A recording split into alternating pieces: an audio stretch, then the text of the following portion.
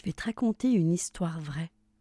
Une histoire qui commence de manière presque banale, mais qui devient peu à peu profondément dérangeante. Une histoire où une simple maison devient le centre d'une observation invisible. Une obsession qui ne se montrera jamais, mais qui parle, observe, et sait quelque chose qu'elle ne devrait pas savoir. Tout commence aux États-Unis dans les années 2000. Une famille emménage dans une maison confortable, située dans un quartier calme.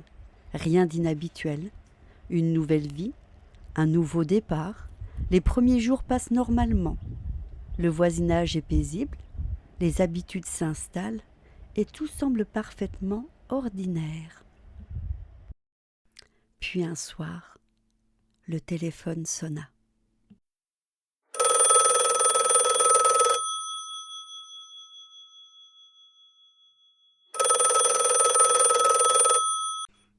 Au début, rien d'étrange. Une voix au bout du fil, calme, posée, presque polie.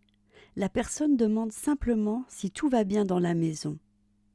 La famille pense à une erreur ou à un voisin un peu curieux. Ils répondent brièvement, raccrochent et n'y pensent plus. Mais le téléphone sonne à nouveau.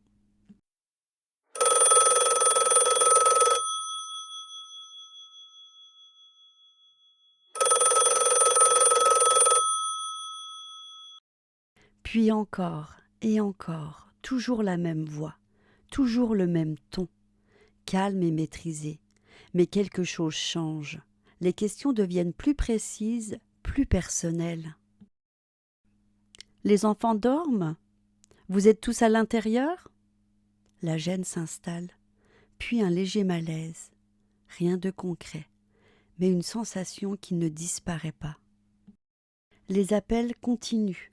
Presque chaque jour, la voix ne donne jamais son nom. Elle ne crie pas. Elle ne menace pas directement, mais elle semble savoir. Et un soir, tout bascule.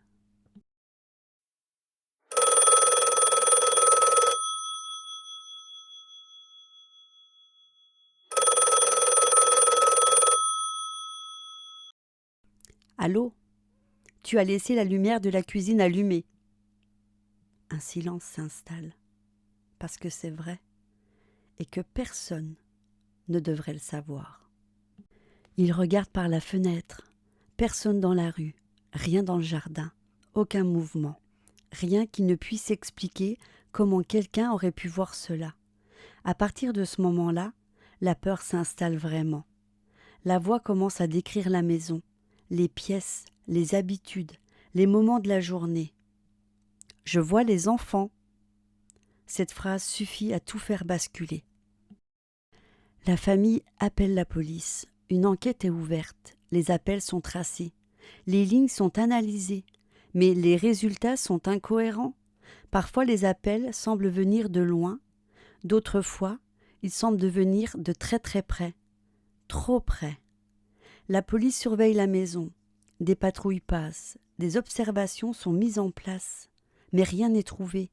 Aucune présence. Aucun suspect. Aucune trace. Et pourtant, les appels continuent.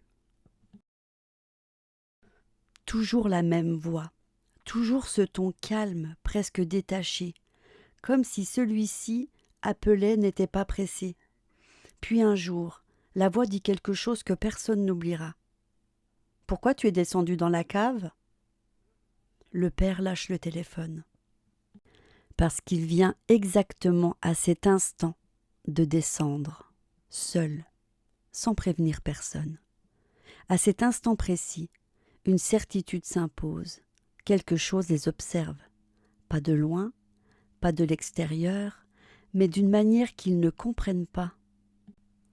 L'enquête s'intensifie. Écoute, analyse, vérification. Mais rien. Aucune preuve concrète. Juste une voix. Une voix qui semble toujours savoir ce qu'ils font, où ils vont et ce qui se passe dans leur maison. Puis, du jour au lendemain, les appels s'arrêtent. Silence total. Plus rien. La famille décide de déménager, de tout laisser derrière elle, la maison, les souvenirs, la peur. Ils espèrent tourner la page, recommencer ailleurs, loin. Et pendant un moment, tout redevient normal, jusqu'au jour où le téléphone sonne à nouveau.